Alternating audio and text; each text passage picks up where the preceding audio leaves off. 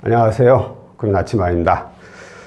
제가 요 근래 이 사업자금, 아파트 담보대출에 대한 영상을 좀 몇 개 올렸는데 그대로 이제 문의가 좀 많이 왔어요.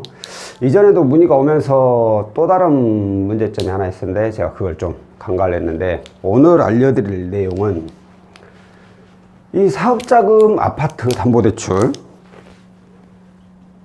사업자금 아파트 담보대출,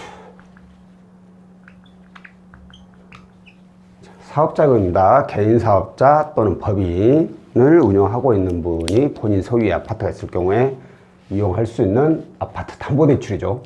근데 본인 소유의 아파트가 좀 여러 채 있는 분들, 근데 본인이 현재 거주하고 있는 아파트로는 이미 대출을 다 받으셨고, 아니면 아파트가 있긴 한데 그 아파트에 세입자가 있는 분들, 이분들이 좀 문의가 많이 들어왔어요.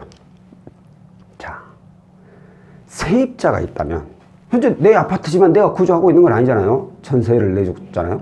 근데 이 세입자가 있다면 과연 이 아파트 담보대출은 가능할까요?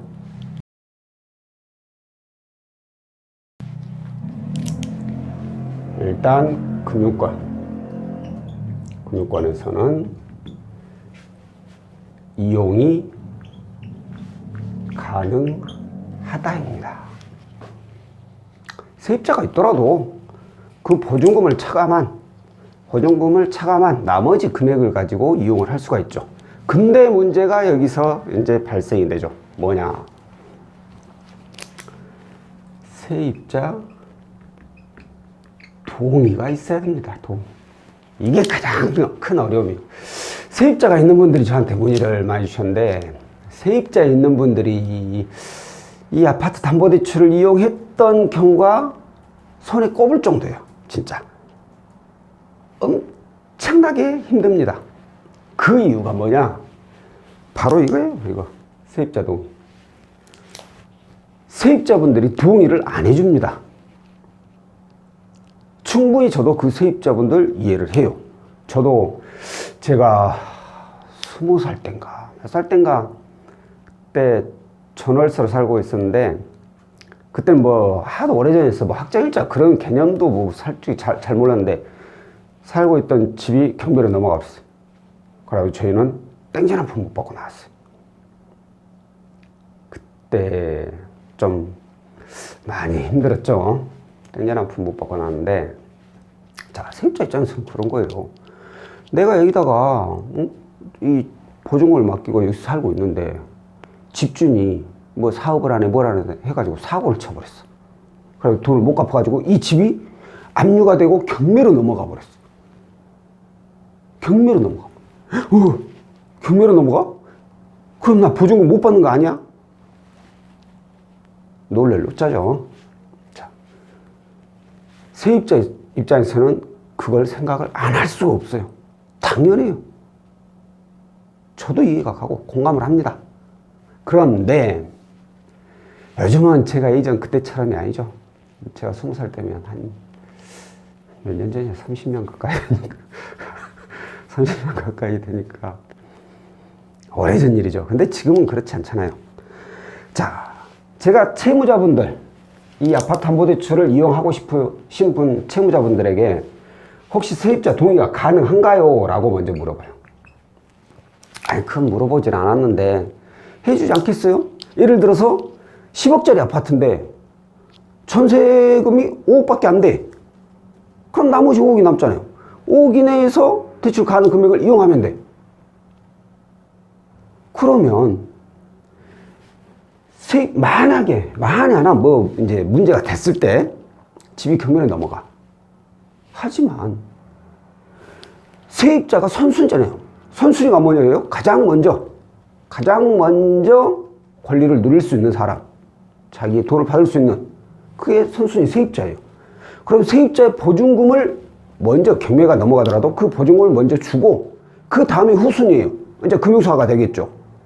그렇기 때문에 아무런 문제가 없는데, 아까 말씀드린 대로 그런 세입자의 염려 때문에 이 동의를 안 해준다는 거죠. 특히나 이 동의가 또 간단하게 끝나면 몰라. 뭐 유선으로 동의하십니까? 네 하고 이렇게 끝나면 모르겠는데 그게 아니라 직접 다 사인을 받아야 돼요.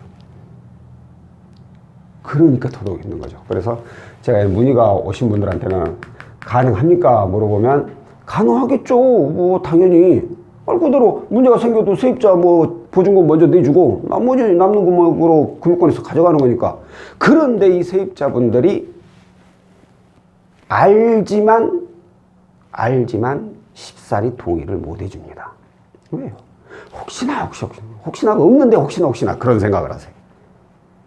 그래서 나중에 가는 금액이라든가 금리를 산출해 놓고 채무자분들이 세입자한테 물어보면 다 안 돼요. 아니요, 저 못 해주겠어요. 알지만 그래도 못 해주겠어요.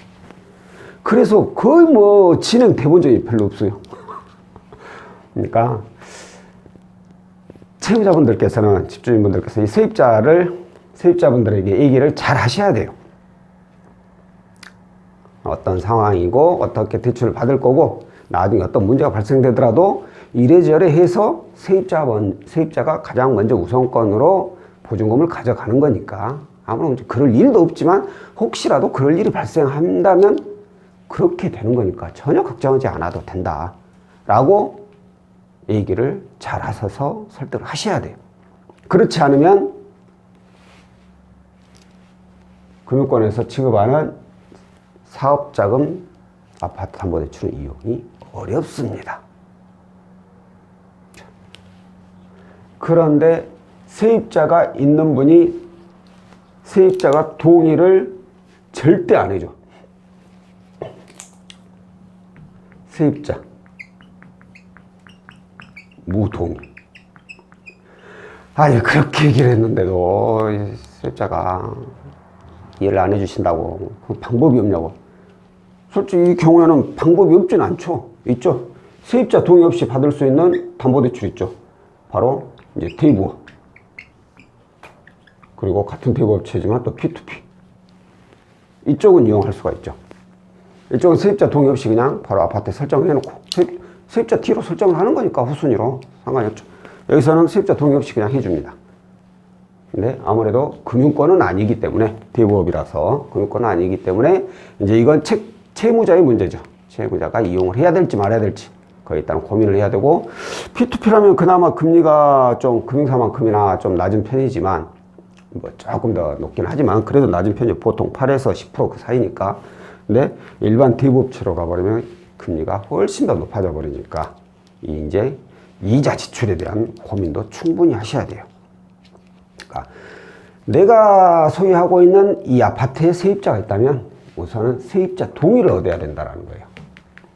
이 부분을 세입자에게 충분히 세입자가 공감할 수 있게끔 설득을 하고 그리고 나서 담보대출을 이용하시거나 이건 마저도 도저히 답이 없다 그러면 진짜 자금이 필요하고 그러면 이제 이렇게 이용을 하실 수밖에 없다라는 거죠.